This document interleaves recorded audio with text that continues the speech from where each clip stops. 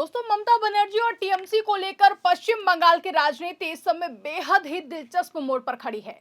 वोटों की काउंटिंग जारी है। शुरुआती रुझानों में भारतीय जनता पार्टी बढ़त बनाती हुई नजर आ रही है, लेकिन इसी बीच ममता बनर्जी ने एक ऐसा अर्जेंट मैसेज जारी किया है जिसने पूरे चुनावी माहौल को बदल कर रख दिया है।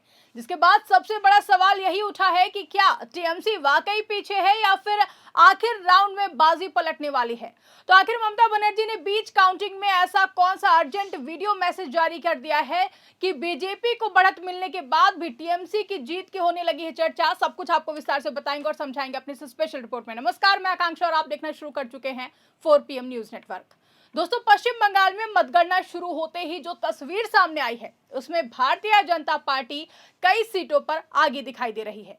इससे यह संदेश गया कि इस बार मुकाबला कड़ा है और टीएमसी को चुनौती मिल रही है।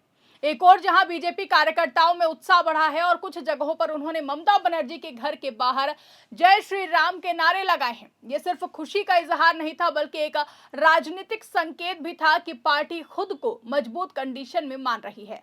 लेकिन इसी बीच ममता बनर्जी ने सोशल मीडिया प्लेटफॉर्म एक्स पर एक वीडियो जारी कर पूरा नैरेटिव बदलने की कोशिश की है।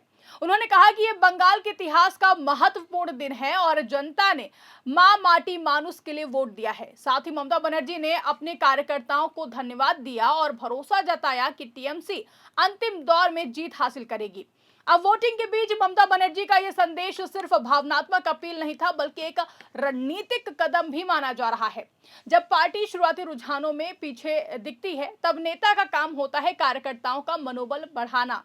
यही काम ममता बनर्जी ने किया है। उन्होंने साफ कहा कि अभी खेल खत्म नहीं हुआ है और इस पूरे मामले में सबसे बड़ा मोड़ तब सामने आया जब ममता बनर्जी ने मतगणना प्रक्रिया पर ही सवाल खड़े कर दिए हैं।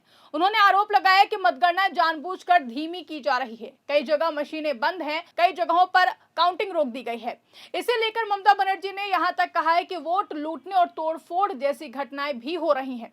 इन सब में सबसे बड़ा आरोप यह था कि जिन सीटों पर टीएमसी आगे है, वहां के रुझान सामने नहीं लाए जा रहे हैं। आज सत्ता की आंखों में आंखें डालकर पत्रकारिता करना मुश्किल हो गया है। हमारे 4 PM नेशनल यूट्यूब और फेसबुक चैनल को, जिसे आपका प्यार और विश्वास हमेशा से मिलता रहा है, उसे बंद करके सरकार ने यह साबित कर दिया है कि वो आपके सवालों से कितना डरती है। मुश्किल दौर है, लेकिन हम ना रुके थे और ना ही रुकेंगे। हम सच के लिए हमेशा लड़ते रहेंगे। ऐसे में 4 PM यूपी को ज्यादा से ज्यादा ज्वाइन करें और स्वतंत्र पत्रकारिता को जिंदा रखने के लिए जितना हो सके उतना हमारा आर्थिक सहयोग करें।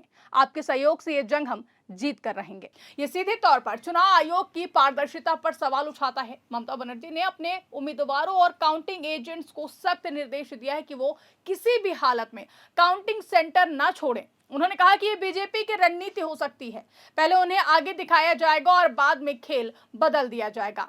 लेकिन ये बयान काफी अहम है, क्योंकि इससे ये साफ होता है कि टीएमसी को सिर्फ राजनीतिक हार का डर नहीं है, बल्कि प्रक्रिया पर भी शक है। यही वजह है कि उन्होंने अपने लोगों को अर्जेंट मैसेज देते हुए सतर्क रहने को कहा है। इसी दौरान टीएमसी के अन्य नेताओं ने भी गड़बड़ी की आशंका जताई है।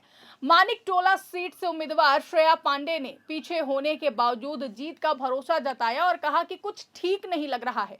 उन्होंने भी मतगणना में सहयोग न मिलने की बात कही है। वहीं वरिष्ठ नेता शशि पांजा ने आरोप लगाया कि काउंटिंग सेंटर पर एजेंट्स को अंदर जाने में देरी की जा रही है। अगर ऐसा होता है तो फिर ये चुनाव प्रक्रिया की पारदर्शिता पर बड़ा सवाल बन सकता है। लेकिन सबसे बड़ा दावा ममता बनर्जी ने किया है, जिसमें उन्होंने कहा है कि उनकी पार्टी अभी भी करीब 100 सीटों पर आगे है, लेकिन ये तस्वीर सामने नहीं लाई जा रही है।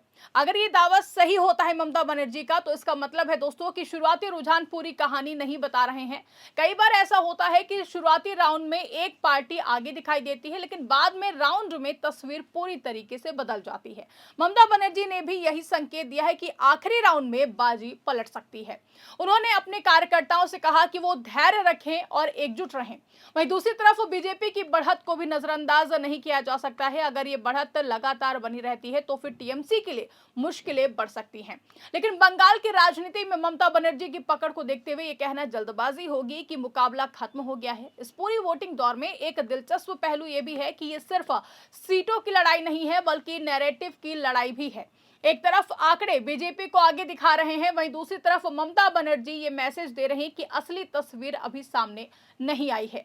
आखिर में सवाल यही है कि क्या टीएमसी वाकई 100 सीटों पर आगे है? क्या मतगणना में गड़बड़ी हो रही है या ये सिर्फ राजनीतिक रणनीति है? इन सवालों के जवाब तो आखिरी नतीजों के साथ ही मिलेंगे, लेकिन फिलहाल इतना तो साफ है कि ममता बनर्जी ने अपने अर्जेंट मैसेज के जरिए ये साफ कर दिया है कि मुकाबला अभी खत्म नहीं हुआ है। उनका दावा है कि अंतिम राउंड में बाजी पलटेगी। अब देखना यह है कि क्या सच में टीएमसी वापसी करती है या भारतीय जनता पार्टी अपनी बढ़त को जीत में बदल देती है। आपको क्या लगता है? कमेंट करके अपनी राय हमें जरूर बताइएगा। फिलहाल के लिए इस खबर में बस इतना ही। ऐसी ही तमाम बड़ी और राजनीतिक खबरों के लिए और पश्चिम बंगाल से जुड़ी हर अपडेट के लिए आप देखते रहिए 4 PM न्यूज नेटवर्क।